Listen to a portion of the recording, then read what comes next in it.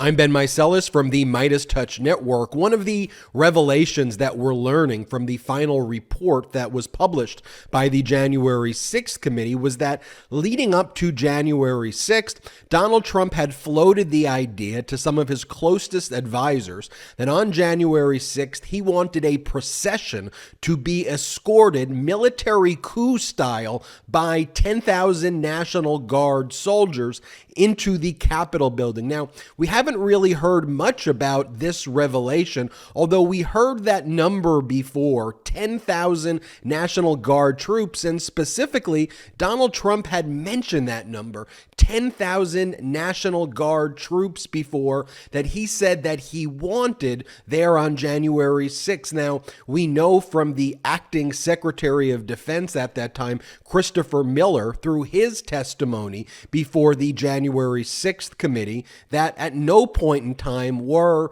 10,000 National Guard troops or more or less or any amount of National Guard troops ever requested by Donald Trump or any formal request like that ever being made to him. In fact, in the only memo that we have, it's a very strange memo from Christopher Miller, this acting Secretary of Defense at that time, to the Secretary of the Army, saying that if the D.C. National Guard wanted to have any presence there on January 5th or January 6th, they would need to completely not use their weapons. I'll read for you that memo. It's a very, very strange memo. But first, let me read for you from the January 6th committee report, which references these 10,000 National Guard troops that Trump wanted the procession to march in Napoleonic military coup style to overthrow our democracy on January 6th. Then what I want to do is play for you the testimony by Christopher Miller before the January 6th committee, stating that at no point in time were 10,000 troops requested. Then I want to play for you a video clip of the Maryland governor, Larry Hogan, who states that he was trying to deploy the National Guard, but he couldn't get a hold of the Secretary of Defense, the acting Secretary of Defense at that time, Christopher Miller. And then what I want to play you, let's put all of the pieces of the puzzle together, is Donald Trump then saying that he had ordered 10,000 troops, which we know is false, but what Donald Trump was evidently talking about, because all of his projections are admissions of his crimes. It seems like the 10,000 soldiers that he references are the 10,000 soldiers he wanted to use as a procession as part of his coup. So let's turn to page 533 and 534 of the January 6th committee report first. It's 6.14, chapter 6, section 14. The heading is, well, I should walk with the people. And here's what it says. It says, President Trump wanted to personally accompany his supporters on the march from the Ellipse to the U.S. Capitol. During a January 4th meeting with staffers and event organizer Katrina Pearson, President Trump emphasized his desire to march with his supporters. Quote, well, I should walk with the people, Pearson recalled President Trump saying. By the way, this is all taken from deposition testimony that the January 6th committee received. Though Pearson said that she did not take him, quote, seriously, she knew that he would absolutely want to be with the people. Pearson pointed out that President Trump, quote, did the drive-by the first time and the flyover the second time, a reference to the November and December 2020 protests in Washington, D.C. During these previous events, President Trump made cameo appearances to fire up his supporters. Now, as January 6th approached, the president again wanted to be there on the ground as his supporters marched on the U.S. Capitol. The president's advisors tried to talk him out of it. White House senior advisor Max Miller, quote, shot it down immediately, end quote, because of concerns about the president's safety. Pearson agreed. But President Trump was persistent, and he floated the idea of having 10,000 National Guardsmen deployed to protect him and his supporters from any supposed threats by left-wing counter-protesters. Miller again rejected the president's idea, saying that the National Guard was not necessary for the event. Miller testified there was no further conversation on the matter. After the meeting, Miller texted Pearson, quote, "Just glad we killed the National Guard and a procession." That is, President Trump briefly considered having the National Guard oversee his procession to the U.S. Capitol on January 6th. The president did not order the National Guard to protect the U.S. Capitol or to secure the joint session proceedings. Although his advisors tried to talk the president out of personally going, they understood that his supporters would be marching. Pearson's agenda for the meeting reflected the president's plan for protesters to go to the U.S. Capitol after the rally, but President Trump did not give up on the idea of personally joining his supporters on their march, as discussed further in Chapter 7 of this report. I want to go back to that text message the January 6th committee received from Miller to Pearson, Donald Trump's top advisors at this time. Pearson, who was intimately involved in the rally and the protests that were scheduled for January 6th, which was the riot to overthrow our democracy. "Just glad we killed the National Guard and a procession." And again, President Trump considered having the National Guard oversee a procession of him storming the United States Capitol. What the January 6th committee makes clear in their report, though, and this is vitally important, the president did not order the National Guard to protect the U.S. Capitol or secure the joint session proceedings. Let me play for you now the clip of the acting Secretary of Defense, Christopher Miller. You will recall that Trump fired the previous Secretary of Defense, Mark Esper, on November 9th. And so what you had is Christopher Miller serving as the acting Secretary of Defense.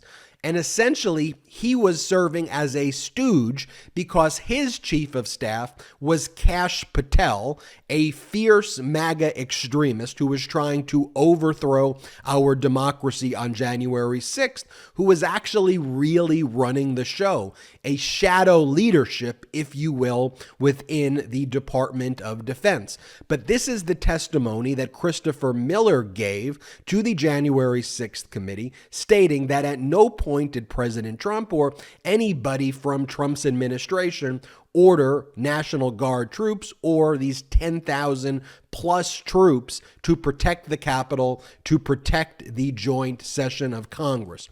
Play the clip. I want to be clear here that since then, in February of 2021, Mark Meadows said on Fox News that, quote, even in January, that was a given. As many as 10,000 National Guard troops were told to be on the ready by the Secretary of Defense. Is there any accuracy to that statement? I'm not from my perspective. I was never given any direction or order or knew of any plans of that nature. So I was surprised by seeing that publicly, but I don't know the context or where it was. No, there was no. We obviously had plans for activating more folks, but that was not anything more than contingency planning. There was no official message traffic or anything of that nature regarding. Just so we're clear, you did not have 10,000 troops or to be on the ready prior to January 6th. A non-military person probably could have some sort of weird interpretation, but no, to answer your question, no, that was not part of my plan or the Department of Defense's plan. And just that the rest of his statement was, quote, that was a direct order from President Trump, and yet here is what we see, all kinds of blame going around, but not a whole lot of accountability. to be crystal clear, there was no direct order from President Trump to put 10,000 troops to be on the ready for January 6th, correct? No. That's correct. There was no order from the president. And you will recall, in fact, that on January 4th, Christopher Miller issued a memorandum to the Secretary of the Army stating that without subsequent personal authorization, National Guard would not be authorized to do the following: to be issued any weapons, ammunition, bayonets, batons, or ballistic protection equipment, such as helmets and body armor, to interact physically with protesters, except when necessary in self-defense or defense of others, to employ any riot control agents, to share equipment with law enforcement agencies, to use intelligence, surveillance, and reconnaissance assets, to conduct ISR or incident awareness and assessment activities, to employ helicopters or use air assets, to conduct searches, seizures, arrests, or other similar direct law enforcement activity, to seek support from other National Guard units. What a weird and bizarre memo to issue to essentially hamstring any potential National Guard activity. But what we've learned, especially from Republican governor, by the way, Larry Hogan, was that on January 6th, he was trying to activate the National Guard, but he did not get a hold of the acting Secretary of Defense, Christopher Miller, who was not returning his phone calls at all. Hours went by before there was any response. Here, play this clip from the former governor, Republican governor of Maryland, Larry Hogan. Play the clip. Governor, what did the Secretary of Defense say? What, in denying authorization for the Maryland National Guard, what was the reason given? Well, none of us really spoke to the Secretary of Defense, but we were repeatedly being told by the National Guard at the national level that we did not have authorization. I was actually on the phone with Leader Hoyer, who was pleading with us to send the Guard. He was yelling across the room to Schumer, and they were back and forth saying, we do have the authorization. And I'm saying, I'm telling you, we do not have the authorization. And so we had multiple times, the general was, we running up the flagpole, we're ready, don't have authorization, don't have authorization. And then I get a call an hour and a half later out of the blue, not from the Secretary of Defense, not through what would be normal channels. I got a number I don't recognize on my phone. I pick it up anyway. Larry Hogan, and it's like, this Ryan McCarthy, Secretary of the Army, Governor, can you come as soon as possible?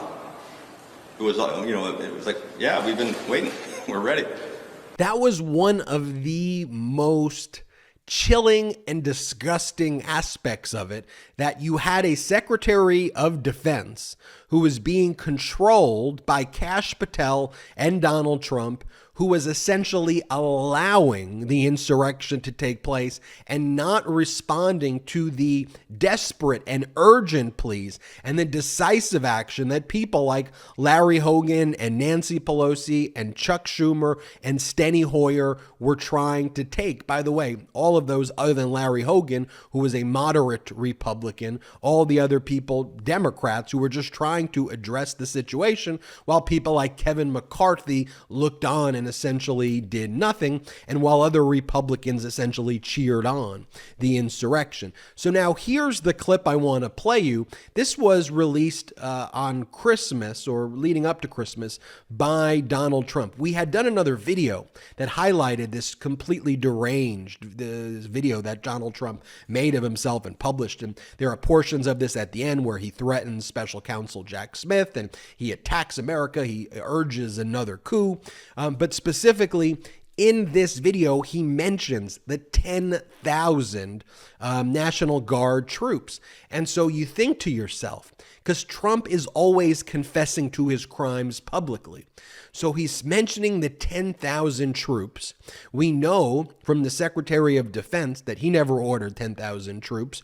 We know from the governor of Maryland, Larry Hogan, that the troops were not being activated. We know from the videos that we've seen, we literally see Nancy Pelosi taking decisive action to try to bring in the National Guard and to get protection at the Capitol building with Steny Hoyer and Chuck Schumer. So you think to yourself, you go, what is the 10,000 troops that Trump references? Let me play this video, and then I'll talk to you once I play the video. Play the clip. The real story is what the Unselect Committee did not mention in their fake trial.